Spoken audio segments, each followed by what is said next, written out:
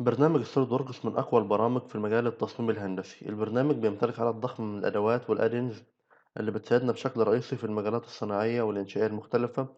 من خلال البرنامج بنقدر نصمم تصاميم ثنائية الأبعاد وثلاثية الأبعاد، ونقدر نعمل ريندرنج أو أنيميشن للتصميم اللي بيطلع عندنا. وعندنا برضو مجموعة من أقوى الأدوات في مجال الشيت ميتال ومجال السيرفس. مش بس كده، انت في عندنا عدد ضخم من الأدوات والتقنيات اللي موجودة في البرنامج، اللي خلته من أقوى البرامج في التصميم الهندسي في العصر الحالي. لذلك هنبدأ رحلتنا في تعلم السوليد ووركس بكورس الأساسيات سوليد ووركس لانشنج، اللي هيكون بمثابة انطلاقة ليك في برنامج السوليد ووركس. هنركز في الكورس بتاعنا على التصميم ثنائي الأبعاد وثلاثي الأبعاد.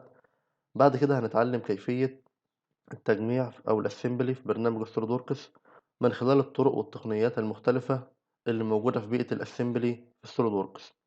وكذلك هنتعلم إزاي نستخرج أهم المعلومات من التصميم بتاعنا بعد تجميعه، زي مثلا مركز الثقل، وإزاي نقدر نعمل له اكسبلودed فيو. بعد ما اتعلمنا نصمم البلاطات بتاعتنا وتعلمنا إزاي نجمعها، آن الأوان إننا نعمل لوحة فيها تفاصيل التصميم، وده هيتم من خلال تقنيات الدرونج المختلفة اللي موجودة في البرنامج.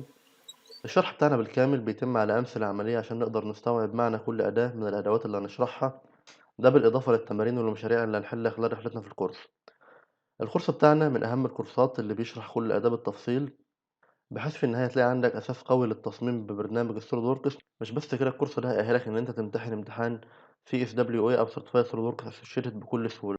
إذا إحنا ممكن نقسم الكورس بتاعنا لأربع أجزاء رئيسية. الجزء الأول من الكورس هنتعلم فيه أساسيات الرسم والتصميم ثنائي وثلاثي الأبعاد باستخدام برنامج السوليد ووركس.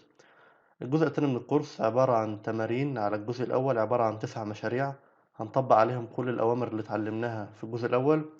الجزء التالت عبارة عن الأسمبلي، هنبدأ نتعلم إزاي نجمع البارتات مع بعض، وإيه هي الطرق والتقنيات المختلفة للتجميع. وفي نفس بارت 3 ده هنتعلم إزاي نعمل لوح تنفيذية باستخدام برنامج السوليد ووركس. بارت رقم 4 ده هنتعلم فيه بعض التبس وتريكس الخاصة ببرنامج السوليد ووركس، وإزاي وأنت شغال في برنامج السوليد ووركس تقدر تظبط إعدادات البرنامج بحيث تقدر تتعامل مع البرنامج بأريحية وأنت شغال وتستفيد من كل الفيتشرز اللي موجودة فيه. فيلا بينا ننطلق خلال رحلتنا في الكورس.